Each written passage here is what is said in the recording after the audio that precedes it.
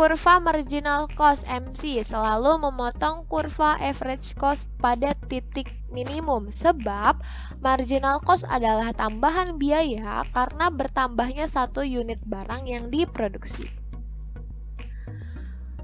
Kurva marginal cost itu akan selalu memotong average cost di titik minimum. Nah, pada saat inilah diketahui biaya terendah dalam perusahaan. Nah, untuk alasannya, marginal cost itu merupakan perubahan biaya dikarenakan adanya perubahan jumlah barang yang dihasilkan. Marginal cost itu dirumuskan dengan MC sama dengan delta TC per delta Q. Jadi, alasannya benar, pernyataannya benar, tapi dua kalimat ini tidak menunjukkan hubungan sebab akibat. Untuk kurva marginal cost, biar teman-teman terbayang, nah kita lihat tabel berikut. Lihat kurva berikutnya, teman-teman. Di sini ada kurva marginal cost, dan di sini kurva average cost-nya. Dia akan selalu memotong. Kayak gitu. Oke, lanjut ke soal berikutnya. Pendapatan nasional dengan metode output dihitung dengan cara menjumlahkan value add tiap industri. Sebab value add adalah nilai yang ditambahkan pada tiap industri karena industri itu menghasilkan produk sampingan. Untuk jawabannya, salah satu perhitungan pendapatan nasional adalah dengan menggunakan nilai tambah dari produksi tersebut. Maka jika barang bisa menghasilkan produk sampingan, yang dihitung adalah nilai tambahnya. Contohnya, misal kayu diubah jadi kursi. Nah, kursinya ini dikreasikan lagi nih jadi kursi ukir atau kursi goyang. Nah, ini merupakan produk sampingannya gitu. Kayu ini udah punya nilai jual, tapi si kayu diubah lagi jadi kursi yang memiliki nilai tambah kayak gitu. Nah, untuk jawabannya berarti pernyataan benar, alasan benar, dan menunjukkan sebab akibat. Soal berikutnya, pernyataan. Gambar garis biaya variabel dalam grafik selalu dimulai dari titik nol, sebab biaya variabel adalah biaya total dikurangi dengan biaya tetap. Benar nggak ya ini? Yang pertama, pernyataan kurva biaya variabel selalu dimulai dari titik nol, dibuktikan dari gambar berikut. Nah, ini dia kurva variabel. Kurva biaya variabel itu selalu dimulai dari nol.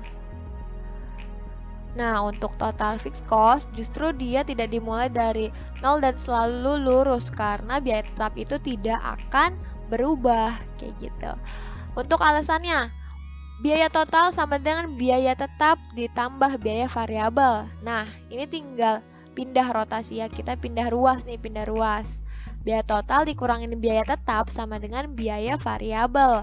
Berarti pernyataannya benar, alasannya benar, tapi tidak menunjukkan sebab akibat. Karena antara pernyataan dan alasan itu tidak menjelaskan sebab akibat. Sebab garis biaya dimulai dari titik nol itu bukan dikarenakan rumus biaya variabel adalah biaya total dikurangi dengan biaya tetap.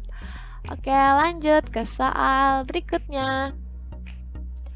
Dalam pasar persaingan monopolis, dalam jangka panjang, perusahaan atau firm akan memperoleh normal profit atau laba normal. Sebab dalam jangka panjang, output firm akan bertambah banyak. Benar gak ya ini? Oke, lanjut. Yang pertama, dalam jangka panjang yang mendapatkan laba normal itu merupakan pasar persaingan sempurna. Hal ini dikarenakan dalam pasar persaingan sempurna itu ada prinsip bebas masuk dan keluar. Maksudnya, ketika suatu perusahaan itu mengalami kerugian, dia bebas keluar dari pasar. Begitupun ketika ada perusahaan yang tertarik untuk masuk ke pasar persaingan sempurna, maka dia dibebaskan untuk masuk gitu. Makanya, kurva setiap perusahaan itu akan mengalami penyesuaian dan akhirnya setiap perusahaan itu akan memperoleh laba normal. Sedangkan untuk pasar monopolis dalam jangka panjang akan memperoleh laba super normal karena pasar monopoli itu nggak punya saingan. Jadi kurva pasar persaingan monopoli itu cenderung akan inelastis. Terus untuk alasannya, dalam jangka panjang output perusahaan itu belum tentu bakal bertambah banyak karena banyak faktor, yaitu salah satunya ada faktor permintaan dan penawaran barang. Kalau misalkan permintaannya lagi turun, justru outputnya juga akan turun gitu kan. Selain itu ada juga faktor teknologi dan keadaan masa depan yang tidak bisa diprediksi.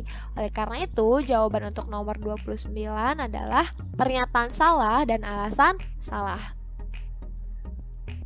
Oke, soal terakhir. Elastisitas permintaan suatu barang adalah elastis, maka akan terjadi. Untuk soal seperti ini, kita akan menjawab soalnya dengan petunjuk soal sebagai berikut. A. Jika 1, 2, dan 3 benar. B. Jika 1 dan 3 benar. C. Jika 2 dan 4 benar. D. Jika hanya 4 yang benar. Dan E. Jika semua benar. Jawabannya, permintaan elastis. Elastis di sini. Permintaan elastis itu bernilai E lebih dari 1. Berarti permintaannya itu terhadap barang mewah. Berlaku apabila harga turun, maka pendapatan total yang akan diterima produsen akan semakin meningkat. Dan sebaliknya, apabila harga naik, maka pendapatan total produsen akan semakin turun. Biasanya permintaan terhadap barang mewah atau permintaan elastis ini terjadi untuk barang-barang seperti emas, kendaraan limited edition, atau alat-alat elektronik yang canggih gitu ya. Nah, contohnya misal apabila harga emas itu turun 10%, maka permintaan terhadap emas akan naik lebih dari 10%. Nah, kira-kira di sini mana nih yang benar? Poin pertama, bila harga turun maka pendapatan totalnya meningkat. Ini benar. Koefisien elastisitasnya itu unitary elastis. Ini benar. Dan yang ketiga, bila harga naik maka pendapatan totalnya menurun. Benar. Jadi jawaban yang tepat adalah poin 1, 2, dan 3 benar atau A. Oke, terima kasih. Sekian pembahasan soal-soal tryout ekonomi di video kali ini. Semoga kalian yang menonton dapat memahami penjelasannya. Kurang lebihnya mohon maaf. Wassalamualaikum warahmatullahi wabarakatuh. Sampai jumpa di video berikutnya, teman-teman.